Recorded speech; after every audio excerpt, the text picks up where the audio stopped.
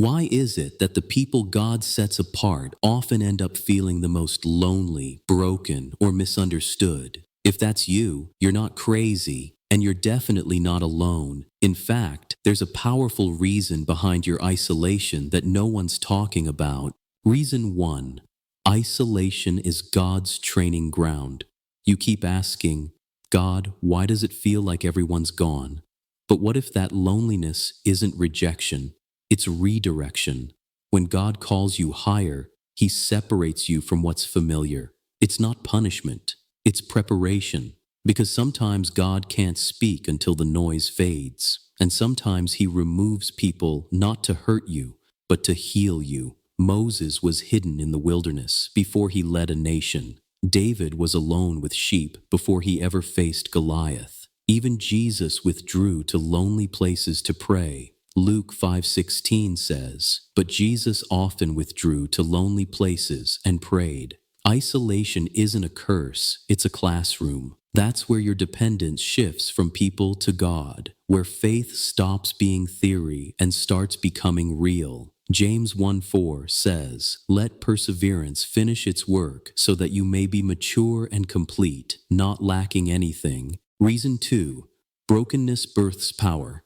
It's hard to understand, but God often allows His chosen ones to be broken, not to destroy them, but to rebuild them stronger. Your pain isn't proof that God left you, it's proof that He's working on you. Think about it. Before wine can flow, the grape has to be crushed. Before oil can pour, the olive has to be pressed. And before purpose can be revealed, the chosen one has to be broken.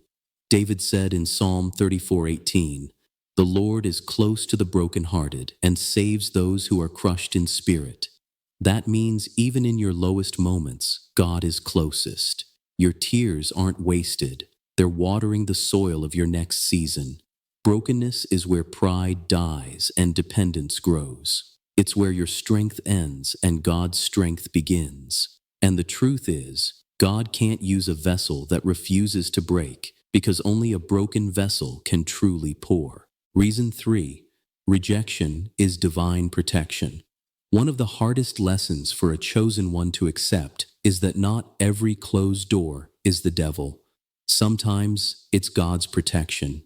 When you're called to something greater, rejection often becomes God's way of redirection. You thought that relationship, that friendship, or that opportunity was meant to last, but God saw what you couldn't. He saw the traps, the distractions, and the weight that couldn't go with you where you're headed. Isaiah 55:8-9 says, "For my thoughts are not your thoughts, neither are your ways my ways, declares the Lord." What feels like loss right now is really mercy in disguise. God will shut doors you begged Him to open because He knows the wrong yes could delay your destiny. So the next time someone walks away, thank God for it. He didn't let them reject you to break your heart. He let them reject you to protect your purpose. Because every time someone leaves, it's making room for who and what belongs. Reason 4, spiritual sensitivity attracts opposition. Chosen ones often feel things deeper than most people. That's not weakness, that's spiritual sensitivity. When God gives you a higher purpose, you start to discern both light and darkness more clearly. But with that gift comes pressure. The closer you get to God, the more the enemy tries to distract, drain, or discourage you.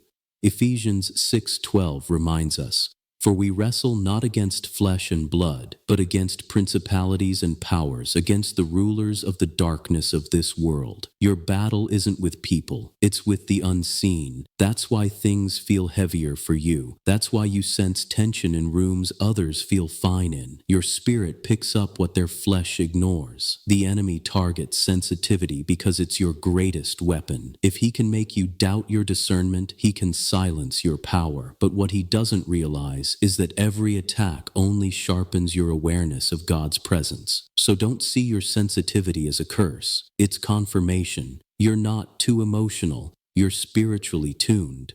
Reason 5. Loneliness is proof of calling. If you've ever felt like you don't fit in anywhere, that's not a flaw. That's evidence of your calling, because chosen ones were never meant to blend in. They were meant to stand out. God separates before he elevates. Joseph was isolated before the palace. Elijah hid in a cave before revival came. Even Jesus walked a lonely road to the cross, not because he was weak, but because destiny demanded it. John 15:19 says, "If you were of the world would love you as its own. But because you are not of the world, I have chosen you out of it. Therefore the world hates you." That loneliness you feel, it's not emptiness, it's evidence. It means you carry something heaven-sized in a world that doesn't understand it yet. God uses loneliness to detach you from what's temporary and anchor you to what's eternal. He's teaching you that peace doesn't come from people, it comes from presence. So stop questioning your worth because of who left or who doesn't see you. You've been handpicked, hidden, and holy on purpose. The same God who hid you is about to reveal you. But the question is, will you endure the isolation long enough to see the purpose? Type, "I'm chosen," in the comments if this word spoke to your spirit. And if you believe God is preparing you for something greater, don't keep it to yourself. Share this message so another chosen one knows they're not alone. Because this isn't the end of your story. It's just the silence before the breakthrough.